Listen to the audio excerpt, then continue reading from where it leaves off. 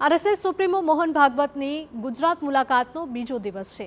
કોબા સ્થિત પ્રેક્ષા વિશ્વ ભારતી ધ્યાન કેન્દ્રમાં ઉપસ્થિત મોહન ભાગવત રહ્યા હતા। જૈન તેરાપંચ સમાજના 11મા આચાર્ય મહાશ્રમણજી સાથે તેઓએ મુલાકાત કરી।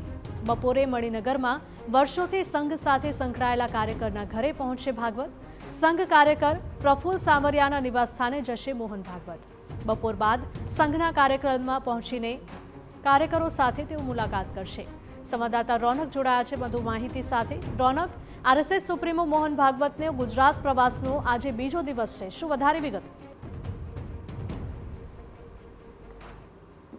જી રોનક, ગુજરાત પ્રવાસનો બીજો દિવસ છે। ખાસ કરીને આજે તેમના કાર્યક્રમની શરૂઆત છે તે ગાંધીનગરના કોબા ખાતે જે ચાતુર્માસ કાર્યક્રમ ચાલી રહ્યો છે, જેમાં જૈન શ્વેતાંબર તેરાપંથ સમાજના 11મા વડા મહાશ્રમણજી તેમનો ચાતુર્માસની ઉજવણી કરી રહ્યા છે, ત્યારે તેમની સાથે મુલાકાત કરીને અને ખાસ કરીને જે પ્રવચન સાથેના કાર્યક્રમની શરૂઆત થઈ છે।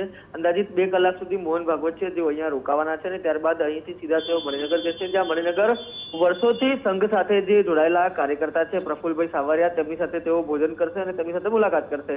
ત્યારબાદ વધુ એક વખત તેઓ જે આરએસએસ નું મુખ્યાલય હેડગેવાર ભવન છે ત્યાં પહોંચીને દિવસ દરમિયાન પણ જે કાર્યકર્તાઓ સાથે મુલાકાતનો તેમનો કાર્યક્રમ છે તે યથાવત રાખશે અને આજે આ પ્રકારે તેમના કાર્યક્રમોની શરૂઆત છે તે થઈ ચૂકી છે।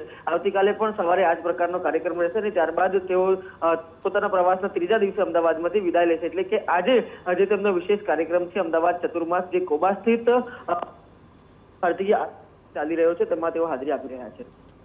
જી રોનક, આભાર। તો કોબા સ્થિત પ્રેક્ષા વિશ્વ ભારતી ધ્યાન કેન્દ્રમાં પણ તેઓ જશે। જૈન તેરાપંચ સમાજના 11મા આચાર્ય સાથે પણ તેઓ મુલાકાત કરવાના છે।